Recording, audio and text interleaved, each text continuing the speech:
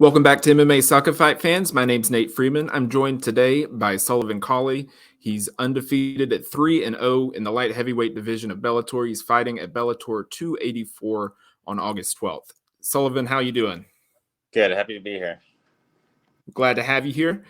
First and foremost, your nickname's Sully, and I feel like I need to ask, are you a big Monsters, Inc. fan? Yeah. I that's like the first thing every like girl I meet tells me, like, oh, like the monster from Monsters Inc. So I've heard that one 1,000 times. But yeah, I was a big fan of the movie, of the original, when I was growing up. Nice. Yeah, I think it's one of the best Pixar movies that they've made. So yeah, I really enjoy it. Anyway, moving on, moving on to MMA. You are fighting Tyson Jeffries on the prelims of, like I mentioned, Bellator 284 here in a couple of weeks. Just go ahead and give me your thoughts on Tyson as an opponent. This is his first fight in over 4 years, so it may be a little bit hard to expect what exactly he's going to bring to the table, I would imagine. Yeah, I mean, guys generally don't get that much better when they're not fighting. You know what I mean? Like, you can be in the gym all you want, but I feel like the combination of the gym and actual fights is where you really see like vast improvement. So I think in terms of skills, we'll see something similar to what we saw 4 years ago. I'm sure he fought a little lighter back then. I'm sure he's been hitting the weights and like doing jiu-jitsu since then. So, you know what I mean? I'm sure he'll be ready to go. As far as him as an opponent, I think the best thing working for him is the amount of experience he has. Even though he has a bunch of losses, got a bunch of experience, he's kind of been around the block, and he is somewhat well-rounded. You know, he's got some jiu-jitsu, he's got some striking. I don't think his wrestling is great. I don't think anything is really great, to be honest, but he is well-rounded. I mean, I guess it's a good fight for me. I think it's to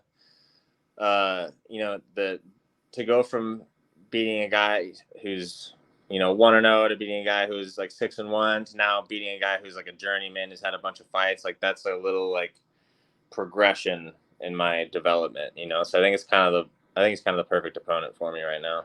That makes sense. And obviously don't want to look too far ahead, but I would assume that the next stage of that development is trying to get work your way into the rankings, work your way towards the top of the division. Is there anybody like I said, I don't want you to look too far past Tyson Jeffries, but is there anybody that you're looking forward to hopefully facing in the future? There are a couple guys I got my eyes on, but I really want to kind of be on the next contract before I fight them, because I'm getting development money now, and I kind of want to, before I fight the tougher guys, I want to be getting paid a little more. And I'm just not really looking past Jeffries right now. My job's to give it everything I got to go take this dude out, and then it's kind of up to my manager and to make something happen after that. That makes perfect sense. So what have you been doing in preparation for this fight? Do you do a lot of film study, or I know a lot of fighters, it's normally one or the other, where they don't do any of it and they just leave it to the coaches, or some people are just like fully invested and want to get really prepared and know their opponent's every move. Where do you fall on that spectrum? Somewhere in between. I watched a few of his fights, like, just the most recent ones. Just kind of got an idea what he was doing, and my coaches kind of did the same thing. We watched a little bit, a few fights, but we don't really obsess too much over what a guy's going to do. I mean, no disrespect to Tyson, but especially like at this stage of my career, I feel like I'm fighting guys I'm better than, and so it's up to me to just run my offense, fight how I fight, and just take it to him. What do you think is the biggest thing that you're working on right now as a fighter, that you're working on improving to be a more complete martial artist? Well, I've been working a lot. I have great wrestling, and I have great striking. With my grappling coach, Jordan Johnson, we've been working a lot on the gray areas between them, I would say. So that's kind of a weird spot where guys will get caught in MMA. So we've been working on just really being solid everywhere, especially in the transitions between striking and grappling. And then, I'm always learning new tricks, new pins, new breakdowns, new submissions. Like, I'm developing pretty much in every way, I would say. Yeah, that makes sense. Setting up, transitioning from striking to grappling is really important. Cage work's really important, and those are some of the things that, if you're too focused on one dimension, that might get lost in the cracks. So that's, like you mentioned, it's really important to focus on the gray areas and the moments in between sort of the feet and the ground. Yeah. You mentioned that, you are a great wrestler and a great striker. For those that don't know, you wrestled at Arizona State, one of the most prestigious wrestling universities for collegiate wrestling. And then you, since your last fight, have become the #1 ranked super heavyweight for US Muay Thai. Talk to me about your experience in US Muay Thai. You fought a guy that was over 100 pounds heavier than you to earn that #1 ranking. So talk to me about that fight and that whole experience.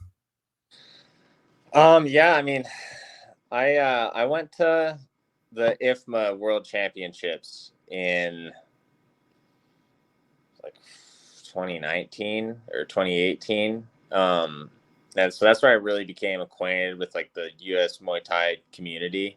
And my coach Dan Brandt is a fixture in that world, and I really he went out there with us, and I got to train at Sang Chinoy's in Thailand for a couple weeks, and then fought at that tournament and placed second. Fought some tough guys, and I got to like I said, like get to know the US Muay Thai community and like fall in love with those guys. There's some great coaches and fighters around this country that are like kind of working to advance that sport. And so after my last fight, Dan asked me if I wanted to fight at the World Games qualifiers for against Joe Stripling, who he kind of told me about Joe Stripling. I kind of looked him up. Guy's got some professional experience and kind of got a little attitude on him. And I jumped at the opportunity, like I'm on a development contract right now with Bellator. So, I need to be developing. So, the opportunity to, like I said, like training is great, but guys don't really get, contrary to what a lot of people believe, guys don't really get better without fighting. Fighting is like how you really get better. So, that's the opportunity to fight, to stay busy, to fight Joe Stripling, which I wanted to do, and to represent US Muay Thai properly. We're all bonuses to me. Got me really excited about it. Yeah, and you fought, like I mentioned, Joe Stripling had a massive weight advantage. He's a really massive guy and has a lot of experience. So getting the win over him, I'm sure, was a big feather in your cap and something that you were excited about. And you mentioned it was the World Games qualifier, but your weight class didn't end up going into the World Games. How much did you keep up with your fellow U.S. representatives in the in the World Games, and all of that? I kept up with it. We had two people from our gym go. Jordan Weiland placed second at the qualifier. Luke Lessie got injured, so Jordan filled in, and he ended up placing third. So good showing. And then Tiara Brandt, my head coach Dan's daughter, had a great tournament. Smoked the girl in the semifinals, and then fought Iman Barlow in the finals, who's a professional world champion, a legit world class fighter, and lost just like by the hair. Yeah, I may be a little biased, but I did score it for Tiara. Yeah, that was just such a razor close decision. And I talked with a lot of the US Muay Thai people that were coming here to the World Games. and they were all saying watch out for her. And Oh, I yeah. I figured she'd be good, but like she looked incredible, and she's She's just excellent. someone to watch out for in the future. She's excellent. Yeah. I mean, Dan's program is world class. It's it's just based off the old school Thai, um, Muay Thai program. It's a lot of work. It's long practices, but Dan has made some people pretty scary, including his daughter. Yeah, yeah. So what made you want to go to that gym out of, being a wrestling product? Is that something you were looking to get into Muay Thai to fill Uh, out your MMA game, or how did you find Dan Brandt? so yeah, I found Dan at Power MMA back when Bader and them used to own like the commercial gym Power MMA, and I think it was in Gilbert. And ran into Dan there. He was running a Muay Thai program out of there, and then Power kind of disintegrated. I kept doing a lot of MMA training with Ryan Bader, but to do my striking, I followed Dan over to his new gym, and I just fell in love with Dan's program. Coming from college wrestling, I wrestled under Zeke Jones. I saw what an elite training program looked like, and then Dan has a legit program. So I was like, I really had no interest in Muay Thai as a sport. I just wanted to become a better striker for MMA, and I kind of fell in love with Muay Thai. And then we boxed too. I did a lot of amateur boxing with Dan as well. So I mean, I really can't say enough about all that Dan has done for me as a fighter, and he turned me from a wrestler into a really well-rounded fighter. And I think my striking is pretty scary at this point for guys who got to fight me. Yeah, absolutely. And then, like you mentioned, training with Ryan Bader, who was, just very recently a 2 division world champion for Bellator, that just adds on top of it. And that helps, like you mentioned, with the gray areas, as that's something he's pretty good at as well. Oh yeah, he's one of the best at it. So yeah, I've learned so much from Bader, and he's also just like my best training partner. There's nobody better than that guy. Between him and guys like Jordan Johnson and guys like CB Dalloway, I can just soak up so much from those guys, and I have, and I've gone from really admiring guys like that to like being able to compete with them now in the gym. It's cool. Yeah, that's awesome. Switching gears a little bit, something about your Instagram page mentioned that you're a Guardian Revival champion. Can you Yeah. explain to what fight fans what that is and how you're involved with that? So Guardian Revival is a nonprofit that focuses on first responder and veteran mental health. So they run programs where they have like music retreats for veterans and first responders that can play musical instruments. They have jam sessions, and they pay for a recording studio for them to record songs.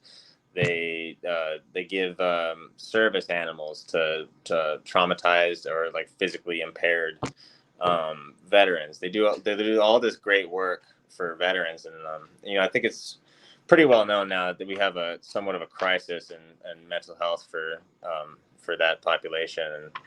And Guardian Revival approached me through a friend of mine, Maddie Hansen, who's in the Navy, and I thought it was a great fit, and it's a cause that I could really get behind. So if you follow that link in my bio, it'll take you to a page where you can donate. And I personally know those guys. It's run by veterans. They're great people, and they're working hard to put a dent in that problem.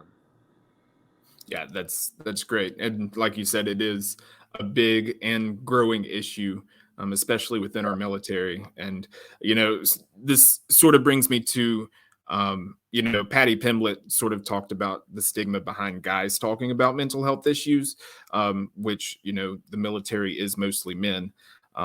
So I think it is really important, like you mentioned, to give people as much resources as they can to cope with Yeah, all of the things and that it's they're experiencing and all of that. that community, like those guys. There's that stigma, and there's guys just aren't generally the type that are going to want to talk about their problems.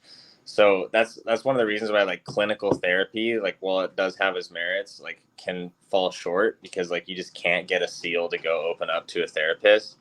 but you can do other things that'll help, like, you know, integrate them into communities of like-minded people, you know, get them focused on tasks and skills and hobbies that are therapeutic. There's, you know what I mean? There's things you can do for people that, rather than just, I mean, like, you can like try to remove the stigma of talking about your problems all you want, but like it's gonna be tough to do that, you know. So Guardian Revival has a lot of you know, therapies that are that kind of like go beyond what the purely clinical setting can do, I think. Yeah, and that's awesome. That's yeah, because yeah, that's just incredible. I really enjoy that, and I think people should get involved. Be sure to click the link in your bio to do that. Before I let you go, if there's anybody else that you want to shout out, any sponsors, any teammates, coaches, family, friends, anything like that, the floor is yours to do that. Okay. I mean, shout out to my girlfriend Lisa, most supportive person in my life. You know, without her, I wouldn't be able to do any of this stuff. So, love you, babe. All right. Shout out to Lisa. Shout out to Guardian Revival. Shout out to Dan Brandt, Ryan Bader, all of those people that he mentioned. And yeah, best of luck in your fight. Bellator 284 against Tyson Jeffries in the light heavyweight division on the Bellator 284 prelims. Excuse me, Sullivan, thank you for your time and best of luck in your fight. Thanks, man. All right, man. Take care.